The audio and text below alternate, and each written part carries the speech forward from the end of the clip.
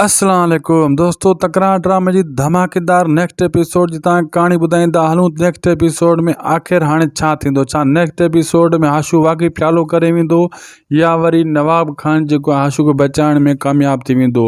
इहो नवाब खान कंहिंजे मथां केस हणंदो? मूसा जे मथां, दरिया खान जे मथां आशू जो केस, वरी या सिजावर खान जे मथां या वरी मीर जे मथां? आख़िर इहो सीन कीअं हिते पहुतो ऐं आशू कीअं मीर जे रुख चढ़ी वियो? दोस्तों पहिरियां इन वीडियो खे पूरो ॾिसो ऐं उदासी टीवी यूट्यूब चैनल खे बि ज़रूरु सब्सक्राइब कयो ऐं पेज असांजे खे बि फॉलो, लाइक, शेयर ज़रूरु कंदा। दोस्तों पहिरीं ॻाल्हि तव्हांखे ॿुधाईंदा हलूं वाज़े करे त जॾहिं आशू खे नवाब खान आर्डर ॾिनो हुयो तव्हां वञी दरिया खान जो ताक़ ते हमिलो कयो ऐं उते उहो वेंदो त मूसा जे रुख चढ़ी वेंदो आहे आशू, ऐं दरिया खान वारा फायरिंग जॾहिं कंदा आहिनि राति जे टाइम त आशू उतां भॼण जी कोशिशि कंदो आहे वापसी में, ऐं उते रस्ते में पोयों मीर पुॼी वेंदो आहे। मीर बि ताड़ में हूंदो आहे आशू जी, आशू खे सीने वारी गोली हणी उते ज़ख़्मी करे निकिरी वेंदो आहे।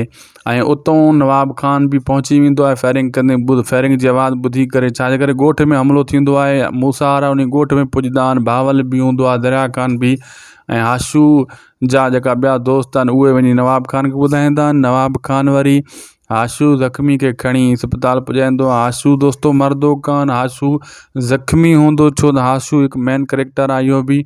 ऐं उते जेको आहे नवाब खान अस्पताल इन खे छॾे वेंदो ऐं अस्पताल में इन जो इलाजु हलंदो ऐं नामालूम अफ़ियार कटाई वेंदी पुलिस मां, त मालूम करे मां पाण बाद में नालो तव्हांखे ॿुधाईंदुमि। नवाब खान इहो चई अफ़ियार कटाईंदो ऐं जेको आहे आशू खां ख़ासि पुछण जी कोशिशि कंदो तो जे मथां गोली हलाई कंहिं, छाजे करे नवाब खान जे माण्हुनि ॾिठो कोन गोली असल में कंहिं हलाई आशू जे मथां। आशू जंहिं टाइम अकेलो थी वियो उन टाइम मीर उन जे रुख चढ़ी वियो ऐं हणी पूरो करे विधईं आशू खे। मीर खे त बाहियूं दिलि में आशू उन सां कई अहिड़ी जीअं ॿुड़ियनि कई हुई ॿारनि सां, आशू कई मीर सां ऐं मीर वरी उअं ई कई आशू सां। दोस्तों इहा लेन देन आहे, हल्दी रहंदी आहे, ड्रामनि जा रुख मटबा रहंदा आहिनि।